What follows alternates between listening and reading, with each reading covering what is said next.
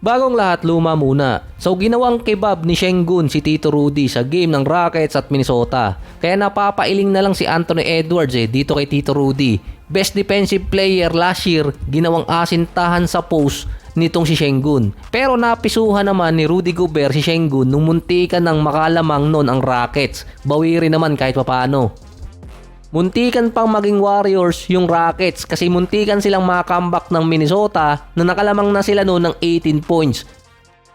Na OTTY pa ang rookie ni Rob Dillingham. Lamang na noon ng dalawa yung Minnesota. Kaso si Amen Thompson nasundutan at nakascore pa. Extra 5 minutes tuloy. Dinasalan ni Thompson si Dillingham na parang yung sundot niya sa likod walang kahirap-hirap. Dire-diretso pa sa basket.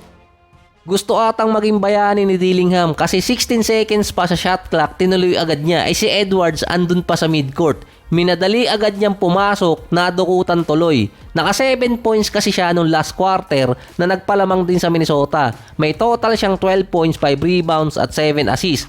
As in, maganda yung nilalaro niya. Plus 26 siya sa plus-minus rating. So ibig sabihin nun, bibihira siya magkamali sa buong game. Kaso yung last minute, dun pa siya nagkaroon ng error na nag-cost pa sa Minnesota.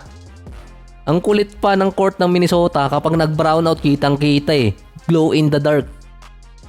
Sa Rockets naman, sina Smith, Sengun at VanVleet plus 22 sa plus-minus rating. Meron 27 points si VanVleet, 22 kay Sengun at Brooks, 19 points naman si Jabari Smith. Si Jalen Green naman, pumasok nung 4 minutes mark ng 4th quarter, lamang pa nun ng isa ang Rockets. Kaso sa loob ng 2 minuto, tumaas naman yung lamang ng Minnesota habang naglalaro si Green.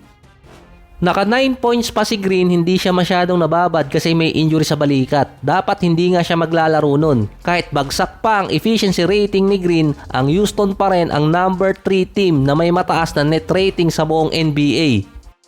So hindi big deal sa ngayon sa Houston kahit pa mababa yung percentage ni Jalen Green. Kapag natalo, big deal na yon.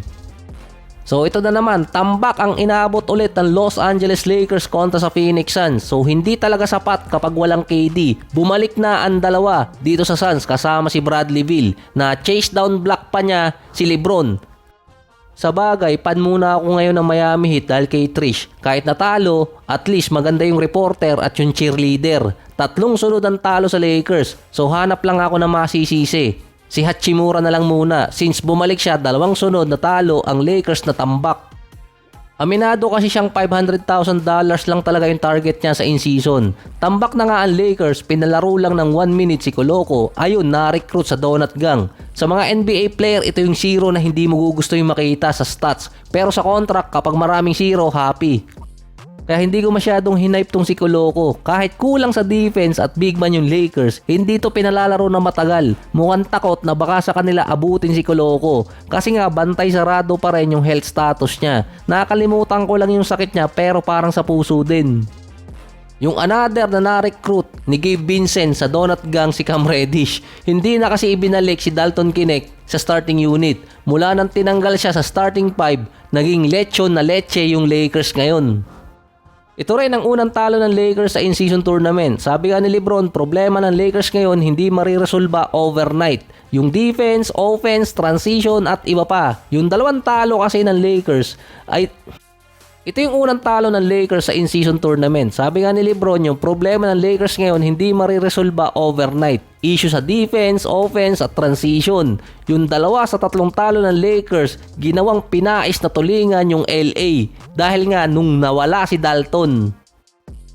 Dahil yon sa mataas ang net rating ni Dalton kapag siya ang nasa starting unit. Hindi pa kasi nasusubukan ng LA na ibaba si Hachimura or si Reddish sa second unit. Parehong defensive player yung dalawa pero si Dalton potential 3-and-D player. Hindi rin gumagawa pa ng adjustment yung Lakers ngayon. Wala kasing balak na ibalik ni Redick si Dalton sa starting unit hanggang buo pa yung kanyang starting 5. Ang nagiging resulta nun, maganda ang lalaroin nitong si Dalton kapag nasa starting unit kaso nga lang naapektuhan naman yung game ni Austin Reeves.